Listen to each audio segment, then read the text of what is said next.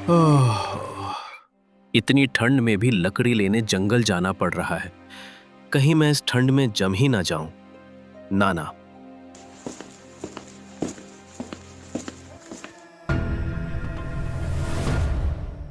हे, अरे ये कैसे हो सकता है? भला जंगल के बीचों बीच ये सुनहरा हिरण ये कहां से आ गया? अरे रे रे रे, मेरी तो किस्मत जाग गई रे। जल्दी से इसको पकड़ लेता हूं, फिर ये गरीबी का झंझट ही खत्म हो जाएगी। आहा। विष्णु जादुई हिरण के पास चुपके से जाने लगता है और जैसे ही वो हिरण के पास पहुंचता है, हिरण आगे बढ़ने लगता है। अरे ये पकड़ में क्यों नहीं आ रहा है? प्यारे हिरन, आजा मेरे पास, आजा। अरे रुक जा भैया, मुझसे दूर कहाँ तक जाएगा? मैं तो तुझे पकड़ कर ही रहूंगा। विष्णु सुनहरे हिरण को पकड़ने बढ़ता है, पर हिरण विष्णु को अपने साथ कहीं दूर ले जा रहा होता है। रुक जा बेटा, मैं तेरे बिना तो नहीं जाने वाला। इतना सुनहरा मौका बार बार थोड़े ना मिलता है।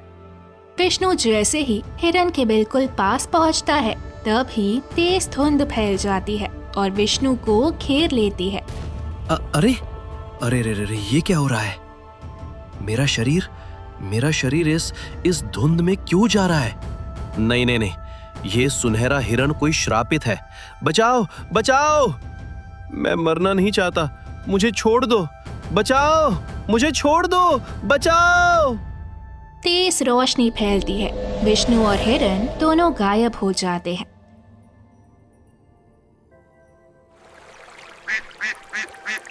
ऐसे ही 1 महीना बीत जाता है। उसकी पत्नी मोहिनी झोपड़ी में बैठी रो रही होती है। हे रब, मैं क्या करूं? मेरे पति को गए हुए 1 महीना हो गया है। मैं सोच रही थी शायद वो दूसरे गांव काम करने चले गए होंगे, पर वो तो अभी तक वापस ही नहीं आए हैं। अब मुझे उन्हें ढूंढने के लिए निकलना ही पड़ेगा। पता नहीं वो कहाँ और किस हाल में होंगे। मोहिनी वहाँ से आगे बढ़ती है और घने जंगलों की ओर चल देती है।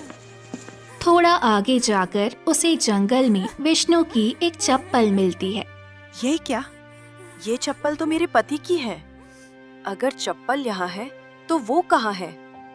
मैं अपने पति को ढूंढ कर रहूंगी, चाहे वो जमीन में हो या पाताल लोक में। मैं उन्हें वापस लेकर ही रहूंगी।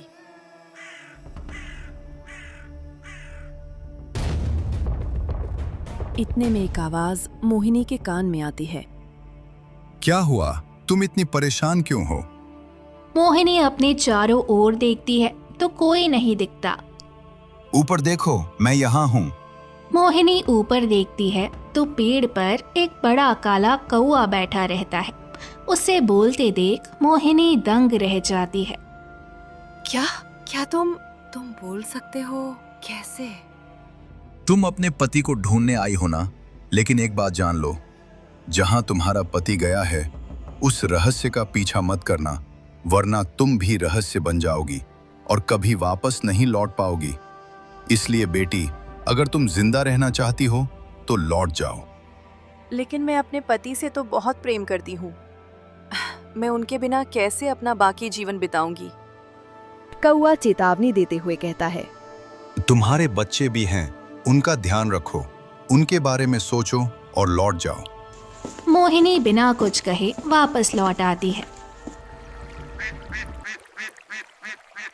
कुछ समय बाद गांव में चर्चा फैल जाती है। अरे भाई, तू जानता है, ये विष्णु था जो रहस्यमयी तरीके से गायब हो गया और उसका कोई पता ही नहीं चल रहा। बताओ भला, अब गांव में ऐसा होता है क्या? हाँ, सही कहता है। विष्णु तो बहुत अच्छा इंसान था। पता नहीं अब उसके बीवी बच्चों का क्या होगा। अरे मुझे तो लगता है कि कुछ बहुत ही बड़ा अपशगुन होने वाला है हमारे गांव के साथ। नहीं तो ऐसा कैसे हो सकता है? जिंदा जीता जागता आदमी रातों रात गायब हो जाए भाई। अरे रब जाने अब क्या होगा, अपशगुन होगा कि शगुन होगा, क्या जाने। धीरे धीरे गांव के बहुत से मर्द रहस्यमय तरीके से गायब होने लगते हैं और पूरे गांव में खलबली मच जाती है। अरे ये तो बहुत ही बड़ी घटना हो रही है। ए भैया, ये तो बिल्कुल वही घटना दोहराई जा रही है जो एक बार मेरे दादाजी से बताई थी। उन्होंने कहा था कि बरसों पहले हमारे गांव से अचानक ही सारे मर्द गायब हो गए। बिल्कुल वही घटना आज फिर से हमारे साथ दोहराई जा रही है हमारे गांव में। और भैया, अगर हमने कुछ नहीं किया तो हमारे गांव में जो गिने चुने मर्द बचे हैं ना, वो भी गायब हो जाएंगे। एक काम करते हैं, चलो राजा जी के पास चलते हैं, इस पर जरूर कोई फैसला लेना होगा। चलो। फिर सब राजा के द्वार पहुंचते हैं। अरे क्या हो गया? तुम लोग इतने परेशान क्यों दिख रहे हो? क्या बात है? राजा जी समझिए, अब हमें कुछ ना कुछ तो करना ही पड़ेगा। पहले हमने सोचा था कि सिर्फ विष्णु ही गायब हुआ है, लेकिन इन कुछ दिनों में हमारे गांव के आधे से ज्यादा मर्द गायब हो गए हैं। बताइए भला। अरे ये क्या बात कर रहे हो? आखिर ये हमारे गांव में हो क्या रहा है? मैं कुछ दिनों से दूसरे गांव में था, तो मुझे इतनी बड़ी घटना पता ही नहीं चली। वही तो राजा जी, हम इस पर चर्चा करते हैं और हमें कुछ ना कुछ फैसला लेना होगा। हाँ, ठीक है, आज ही इस बात पर हम फैसला लेते हैं। फिर सभी बातें करने लग जाते हैं। हाँ तो सुनो सुनो सुनो भाई, सभी गांव वालों ध्यान से सुनो। हमारे गांव में जितने भी मर्द रहस्यमयी तरीके से गायब हो रहे हैं, और जो कोई भी इस रहस्य को सुलझा देगा, मैं उसे ढेर सारा इनाम दूंगा। है कोई? ए रोहित, ये तो कोई बड़ा रहस्य है। क्या कहता है? हमें इसका पता लगाना चाहिए। कहीं कोई जानवर तो सबको पकड़कर नहीं ले जा रहा। अरे कैसी बातें कर रहा है? हम अपनी जान जोखिम में क्यों डालें? पूरे गांव में और भी लोग हैं, पर वो सब जाने के लिए तैयार नहीं हैं। तो फिर हमको कौन सी आग लगी है कि हम जाएं? अरे देख रोहित, अगर हम सब इसी तरह एक दूसरे पर इल्जाम लगाते रहे तो हम कभी भी इस रहस्य को समझ ही नहीं सकते। मैं शिकारी हूं, जंगल में मेरा जाना सही रहेगा। मैं जरूर इस रहस्य को सुलझाने जाऊंगा, तू चिंता मत कर। फिर शिकारी भीड़ से आगे बढ़ता है। राजा जी, मैं इस रहस्य को सुलझाऊंगा। बाकी के गांव के जितने लोग भी गायब हैं, उन सबको मैं वापस लेकर आऊंगा। हाँ, ये हुई ना बात। कोई तो मर्द का बच्चा है जो सामने आया। ठीक है, तू इस रहस्य को सुलझा दे बेटा। पता नहीं आजकल हमारे गांव में क्या हो रहा है, मुझे तो बहुत फिक्र हो रही है। फिर शिकारी गांव से निकलता है और घने जंगल में जाता है। आखिर वो लोग कहां से गायब हुए, ये तो मुझे पता नहीं है, और मैं इसका पता लगाऊं तो लगाऊं कैसे? तभी उसे काले कौवे की आवाज आती है। पता लगाना था। चल रामू, लग जा पीछे। फिर रामू उसके पीछे जाता रहता है, और जैसे ही रामू हिरन के बहुत पास पहुंचता है, अचानक तेज रोशनी में रामू गायब हो जाता है और दूसरी दुनिया में पहुंच जाता है। ओह बाप रे, ये कैसी दुनिया है? अब मैं यहाँ तो आ गया हूँ, लेकिन वापस कैसे जाऊं? रामू को एक मीठी धुन सुनाई देती है और वो उस धुन के पीछे अपने आप खिंचा चला जाता है। ये धुन कैसी है? मैं इसके पीछे क्यों जा रहा हूँ? मेरे कदम मेरे बस में नहीं है। रुक जाओ। अरे रे, ये क्या चक्कर है? आगे जाकर रामू एक सुंदर रहस्यमयी लड़की को देखता है। लंबे बाल, खूबसूरत आंखें। आगे वो देखता है कि सारे गायब हुए मर्द पेड़ पर बेहोश लटके हुए हैं। तभी लड़की जोर जोर से हंसने लगती है। ए, तुम कौन हो? और इन गांव वालों को ऐसे पेड़ पर लटका कर क्यों रखा है? अब तू भी ऐसे ही पेड़ पर लटकेगा और मारा जाएगा। ये देख, अब ये तेरी कब्र बनेगा। रोशनी शिकारी को पकड़ने आती है। तभी रामू, देखो, मैं तुम्हें नुकसान पहुंचाने या किसी लालच में नहीं आया। मैं तो यहाँ अपने गांव वालों की मदद करने आया हूँ। मुझे ये बताओ, क्यों तुम इन्हें इस तरह कैद करके रखी हो? ठीक है, तुझे तो वैसे भी मरना है और तू लालची भी नहीं है, इसलिए मैं तुझे अपना सच बताऊंगी। मैं हमेशा से ऐसे नहीं थी। हमारा एक खुशहाल परिवार हुआ करता था। पहाड़ों के बीच बसा एक छोटा सा गांव, जहां हर तरफ हरियाली थी। किसान हरिदास अपने खेत में खड़ा मुस्कुरा रहा था। फसल लहलहा रही थी। देखो गौरी, इस साल फसल कितनी अच्छी है। हमें कोई दिक्कत नहीं होगी और हमारी बेटी अनिया की पढ़ाई आराम से हो जाएगी। रब ने चाहा तो अब दुख के दिन खत्म होंगे जी। कुछ दिनों बाद ठंड का मौसम आता है। हर तरफ ठंडी हवाएं चल रही होती है।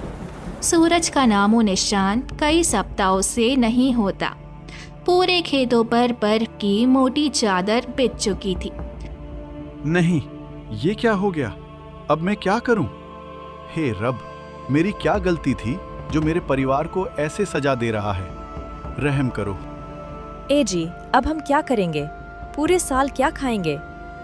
ए जी, कुछ करो, हमारे बच्चे भूखे कैसे रहेंगे?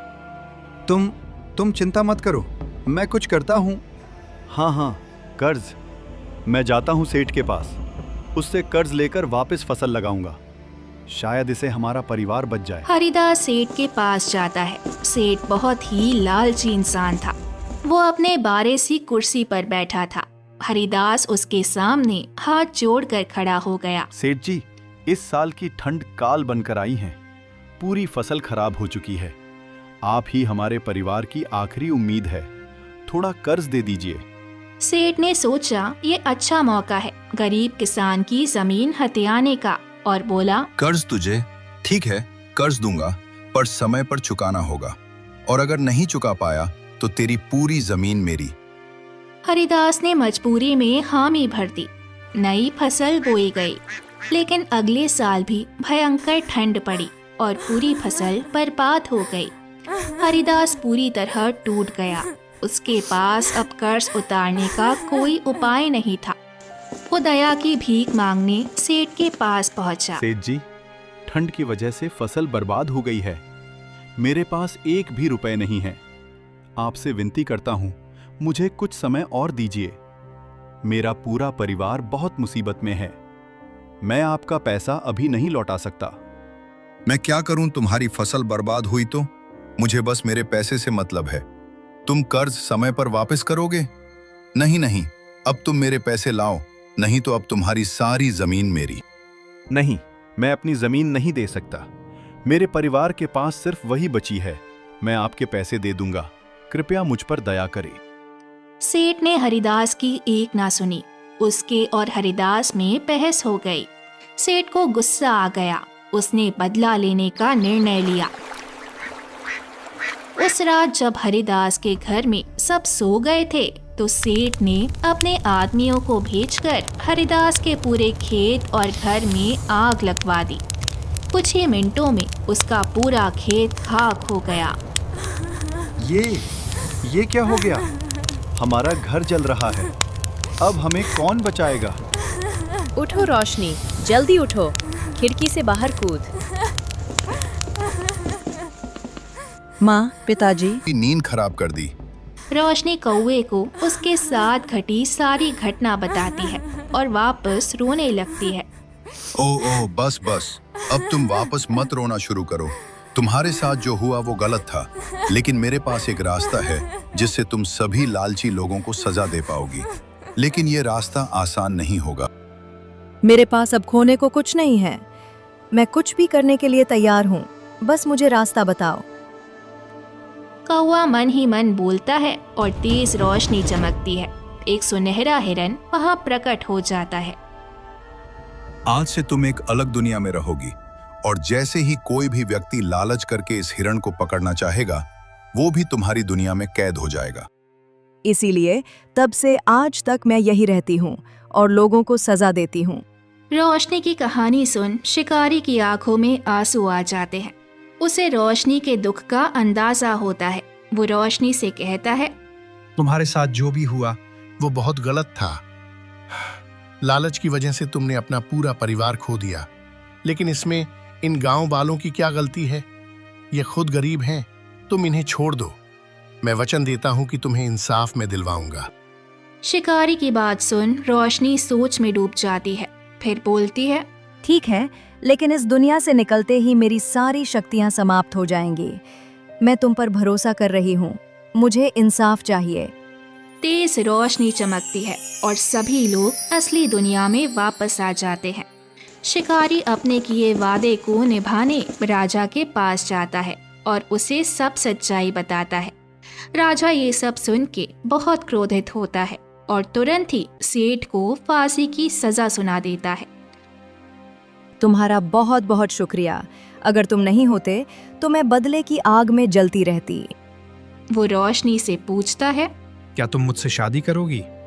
तुम्हारे जैसे सच्चे और निस्वार्थ व्यक्ति से शादी करना मेरी खुशनसीबी होगी।